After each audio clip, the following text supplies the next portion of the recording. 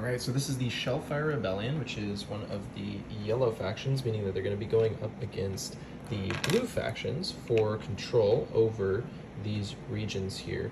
And if they have the most control in these regions at the end of a game round, when everyone's out of dice, they're going to be scoring fame based on the number of the region that they control. So if they had the most control here, which they do, and here, they would actually be gaining 2 points of fame. Oh, and here. So actually, they're going to be gaining 3 points of fame here.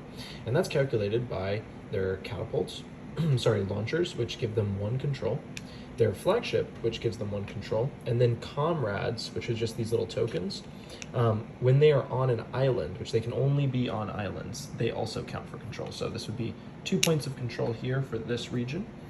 We've got 3 plus 2, 3 points of control for this region, 1 point of control for this region because comrades under launchers do not count for control, and then 1 point of control for this region.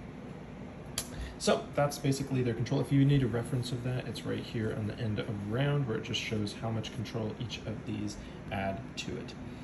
So let's talk about launchers really quickly because it's kind of the unique unit. You have 3 of these.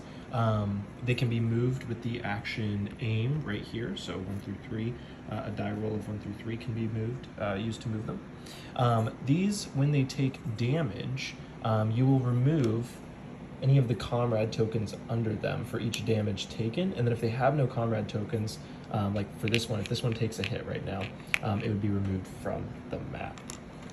To get them back on the map, you use the build action right here, which is either a 4 or a 6. In general, the launchers also can have loaded cannons, so when you load your cannons, now both your flagship and all of your launchers will initiate combats when they enter spaces with opponents' figures. Last thing what we want to talk about, or I guess the next main thing, is comrade tokens in general. So you're going to have a supply of comrade tokens, and the way that I do it is all the face down ones are in your supply, and then you flip them face up when they are considered ready, and you start the game with 2 ready comrade tokens. Ready ones are going to be referenced all the time in your actions. So for example, when you do a sail action, if you anchor at an island with that sail, so for example, I might place a die in my sail right here. I can move my flagship 1 or 2 spaces. So let's just say I go here.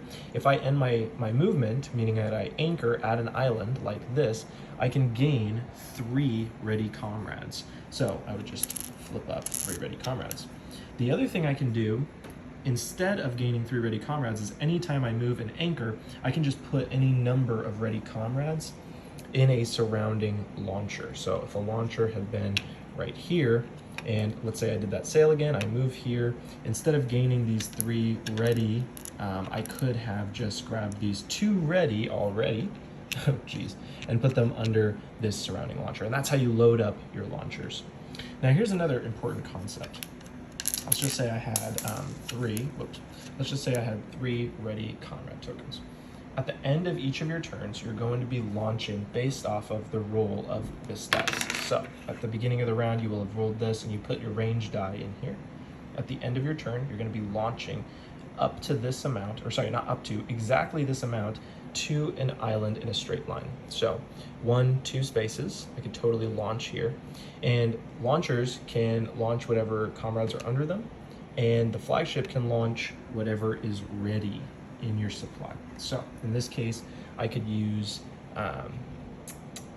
well, actually, let's just say I had a launcher here somehow, and I had these launchers here. Every launcher and flagship can launch with that roll at the end of your turn. So let's say I take these ready comrades and launch them from my flagship, placing them right here. I could also launch this one under that, and then this one they can go over a gap, so I could launch these 2 over there. And then once they're actually on an island, that is when they actually count for control. There's no other case in which they count for control. So right now we have 4 control, we're probably gonna get that region's points. That's basically the Shellfire Rebellion. Note that the tailwind, when you're done moving, you can place ready comrades under surrounding launchers as well. Remember that aim is how you actually move your launchers, so you get them into position so that they can shoot off those turtles to the islands.